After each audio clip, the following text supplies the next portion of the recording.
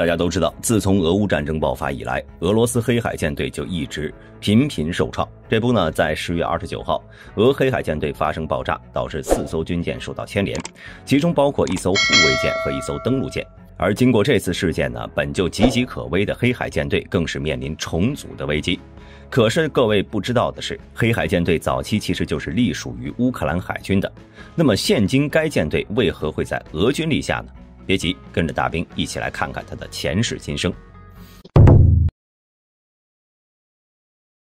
其实自从俄罗斯彼得大帝开始呢，俄罗斯就走上了对外扩张、寻找不动港的道路。从东边的白令海峡到西边的波罗的海，俄罗斯不是在寻找不动港，就是在攻克不动港的路上。而坐落于俄罗斯南部的黑海，也就是俄罗斯扩张期间尤为重要的一环。由于黑海地处欧亚大陆交汇处，西部是民族组成复杂而且局势动荡不堪的巴尔干半岛，南部的黑海海峡更是地中海的贸易必经之地，其战略地位自然不言而喻。作为前苏联以及沙皇俄国的南端门户，黑海在历史上曾是奥斯曼土耳其帝国、拜占庭帝国、英国以及2战德国入侵俄罗斯的捷径，更是被外界称为北方之雄的卵腹。后来呢，在1783年，时任沙皇的叶卡捷琳娜2世正式掌握了黑海全境，并在同年组建了黑海舰队。其最早的舰只是1695年彼得大帝建立的亚速海舰队的船只，后来很快通过新造舰只得到扩张。自此，俄罗斯便在黑海牢牢扎下了根基，将黑海变成了自家的内湖。为了确保俄罗斯在黑海的绝对控制权，期间呢，与土耳其、巴尔干以及英法各国进行了长达150年的角逐，最终一战前夕是完全控制了黑海海域。在一战结束后，随着沙皇俄国被苏维埃政权推翻，苏联呢便开始对黑海舰队进行近现代化改造。卫国战争期间，黑海舰队曾在塞瓦斯托波尔港与来犯的德国军队进行了长达8个月的鏖战，成功拖住了德国的铁蹄，打破了德国妄图以黑海为跳板进攻苏联境内的计划，为卫国战争的胜利做出了巨大的贡献。在2战结束后，虽然世界呢以美苏为主进入冷战时期，但巴尔干区域却并没有因为社会主义阵营的出现而安分，反而因为内部各民族间的矛盾动乱不断。南部的土耳其在经历了凯末尔世俗改革后呢，逐渐向西方各国靠拢，这对于苏联是相当不利的。一旦土耳其完全倒向西方，就能够借用地利之便封锁整个黑海海峡，进而让苏联黑海舰队变成毫无威胁的内海船队。为了避免这种情况的发生，苏联便开始大规模扩张黑海舰队，想要将其打造成一支拥有航母战斗群以及战略核打击能力的海上无敌舰队。根据相关统计显示，在苏联解体之前，该舰队呢已经拥有各种军舰833艘，海军编制人员达到10万人。此外，还有作战飞机150余架，直升机85架，以及大量的岸防和空防设备，算是当时世界上数1数2的水面作战部队了。那么黑海舰队为何是属于乌克兰的呢？在1991年，随着苏联解体，原苏联加盟国随即组建了独立国家联合体，并开始对苏联遗留的军事遗产进行分割。期间，关于黑海舰队的归属问题，俄罗斯和乌克兰是争论了许多年。由于苏联刚解体时，黑海舰队主要是驻扎在克里米亚的塞瓦斯托波尔，而克里米亚半岛早于1954年就被苏联划分给了乌克兰。苏联解体之后呢，克里米亚自然成为乌克兰领土，但是这却造成了一个问题：一旦按照属地划分，黑海舰队就会隶属于乌克兰，这显然是俄罗斯无法接受的。随着1991年12月28号，时任乌总统的克拉夫丘克在议会中宣称要将乌克兰建设成为拥有远洋作战能力的海军强国，黑海舰队自然应该由乌克兰全部接收。此言一出，立刻在独联体内部引起轩然大波。作为对其言论的反制，时任俄总统叶利钦随即传言，黑海舰队的旗舰库兹涅佐夫号航空母舰以及其战斗群前往俄罗斯北部港口，加入俄北方舰队的作战序列中。两国自此将黑海舰队问题摆到了明处。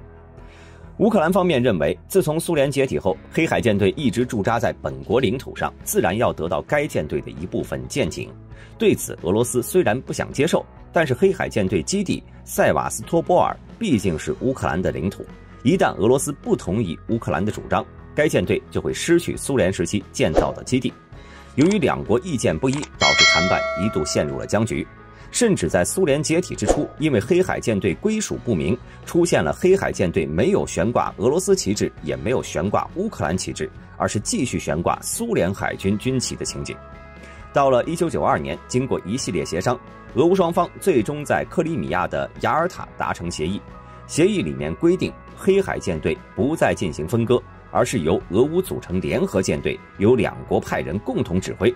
但是此时的俄乌呢，已经是独立国家了，两国一同指挥舰队必然不是长久之计。到了1992年1月3号，乌克兰总统克拉夫丘克率先发难，对外宣称从即日起全面接管黑海舰队所有舰船，并且要求黑海舰队的所有官兵必须在1月20号前宣布效忠乌克兰。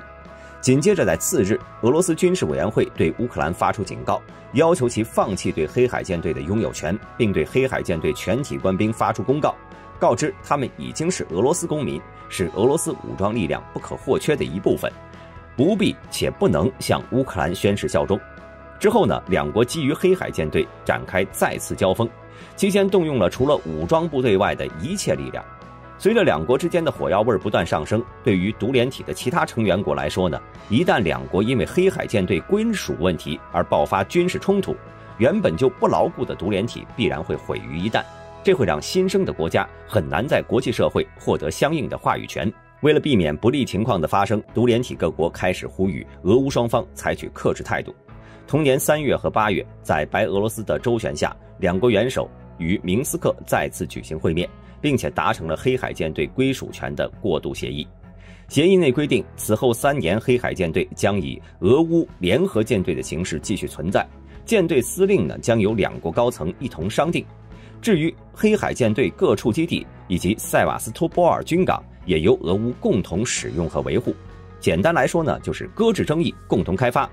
但是这样就能解决归属问题吗？当然不能。不久之后呢，黑海舰队还是被双方分割了。在1995年6月，随着黑海舰队3年过渡期即将到期，该舰队归属再次被提上日程。然而在短短3年时间里呢，俄乌内部却发生了惊人的变化。乌总统克拉夫丘克期间进行市场经济改革，但盲目的市场改革致使乌克兰经济严重下滑，通货膨胀率一直居高不下，导致其在1994年的大选中落选。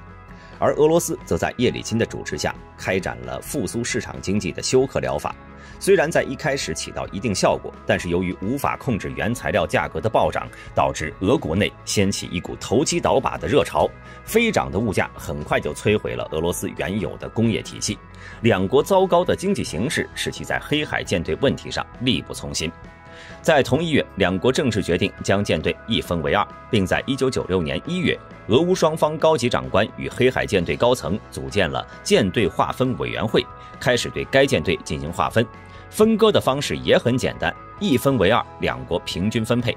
但是由于大多数舰船年久失修，最终乌克兰是只继承了18.3%的舰艇，其他呢属于给乌克兰的部分折价卖给了俄罗斯。协议中还规定，俄黑海舰队能够继续使用位于乌境内的塞瓦斯托波尔海港，但是每年需要向乌克兰缴纳一定的费用。自此，俄乌关于黑海舰队的问题告一段落。但在此之后，港口又成为两国又一大争议。随着俄罗斯继承了黑海舰队的大部分舰艇，但是由于在俄罗斯黑海海域中能够容纳如此庞大舰队体量的军港很少，所以俄罗斯只能租用乌境内的塞瓦斯托波尔港，每年需要向乌克兰支付9400万美元，这对于当时经济堪忧的俄罗斯来说是一笔不小的开支。在进入21世纪之后，随着乌克兰国内反俄亲美的声音愈发高涨，致使两国关系进一步恶化。到了2006年初，时任乌总统尤先科宣布将提升俄罗斯租用塞瓦斯托波尔军港的相关费用，而俄杜马议会则是提出要求重新审议， 1954年将克里米亚划归乌克兰的问题。这意味着俄罗斯准备利用政治手段重新夺回克里米亚半岛，并寻求合法性。之后的事情大家都知道了。随着2014年克里米亚公投入俄，时任俄总统普京随即签署了总统令，承认克里米亚共和国是独立的主权国家，并在3月18号的会议上批准了克里米亚加入俄罗斯联邦的申请。虽然乌克兰至今未承认克里米亚公投的合法性，但现今克里米亚全境已经被俄罗斯牢牢控制。总结来说呢，黑海舰队的归属问题虽然表面上看是舰队之争，实际上呢却是俄乌两国领土主权之争。对于俄罗斯来说，黑海舰队遗留的苏联军舰其实并不重要，俄争夺的重点呢是塞瓦斯托波尔军港。一旦俄罗斯可以掌握克里米亚半岛，那么整个黑海海域就是俄罗斯的囊中之物，而控制黑海也就意味着海军能在中东地区和巴尔干半岛开展行动。而在失去了克里米亚之后，乌克兰海军的出海港口就被全部封锁了，军舰只能待在港口，至此乌海军算是名存实亡了。这也是俄乌战争期间乌海军无法发挥作用的主要原因。不过现今随着黑海舰队再次受创，去除此前已经被击沉的莫斯科号，该舰队只剩下6艘4000吨级护卫舰了，总吨位数约为2.4万吨，舰队之名已经不复存在了。再加上乌海军海王星反舰导弹和无人机的威胁，或许过不了太久，黑海舰队的水面主力舰就会全军覆没。